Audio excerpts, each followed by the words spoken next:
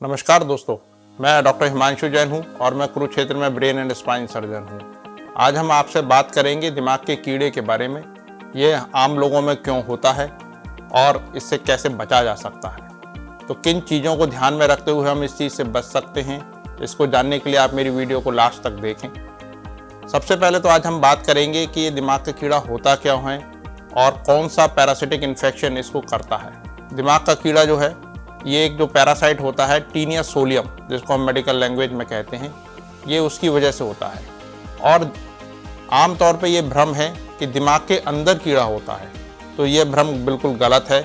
जो taenia solium का जो अंडा होता है वो दिमाग में हमारे शरीर के थ्रू, आंतों के थ्रू ऊपर दिमाग तक पहुंचता है और वहाँ पर रहता है। तो जो उसका अंडा होता है उसी की वजह से हमारे दिमाग में जो प्रॉब्लम्स होती हैं, जैसे कि आम तौर पे सिर में दर्द या मिर्गी का दौरा आना, ये जो प्रॉब्लम्स होती हैं अंडे की वजह से होती हैं। इस अंडे की डेवलपमेंट की कई स्टेजेस होती हैं, तो हर अलग अलग स्टेज में जो अंडे का आकार है वो बड़ा होता है और लास्ट में जाके जो है ये एक कैल्सिफाइड ग्रैनुलोमा बन जाता है। दिमागी कीड़े के जो मुख्य लक्षण हैं, सबसे पहला मुख्य लक्षण जो है मिर्गी का दौरा आना, सर में के अंदर दर्द होना।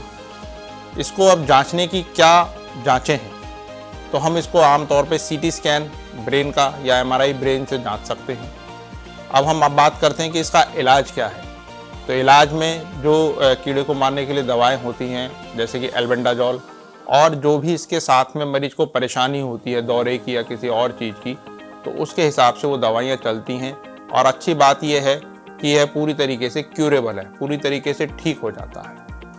अब जो सबसे मुख्य बात हमारे सामने आती है वो ये आती है कि ये इससे बचा कैसे जा सकता है, ताकि हमारे को आगे कभी भविष्य में इस तरीके के लक्षण हो ही नहीं। तो यह जो कीड़ा है, जो ये अंडा है, ये जो हमारे बॉडी में घुसता है, ये इम्प्रॉपर हाइजीन से घुसता है। मतलब हम अगर अपनी चीज़ों को ढंग से, अपने हाथों को साफ करके खाना नहीं खाते हैं, या जो हमारे यहाँ पे जो सब्जी आती है बाज़ार से उसको प्रॉपरली धो के नहीं खाते हैं, या हम कच्ची सब्जी खाते हैं कि सीधी कहीं से उठाई और खा ली, तो उन चीज़ों की वजह से यह कीड़ा जो है, जो वर्म्स होते हैं, ये हमारे पेट में चले जाते हैं और फिर पेट के रास्ते से और ब्लड के रास्ते से ब्रेन तक पहुंचते हैं। या कि हम कई बार अंडर कुक्ड, अध पका हुआ मांस खाते हैं, तो जिसके चलते वो जो मांस है उसके अंदर इसके अंडे होते हैं, जो इसकी स्कोलेक्सिस होते हैं, तो ये फिर उस मांस के थ्रू हमारे पेट में जाता है और पेट से फिर हमारे दिमाग में या बॉडी के किसी भी पार्ट में जा सकता है। तो हमारे को इसमें सबसे ज़्यादा तो ध्यान रखना होता है,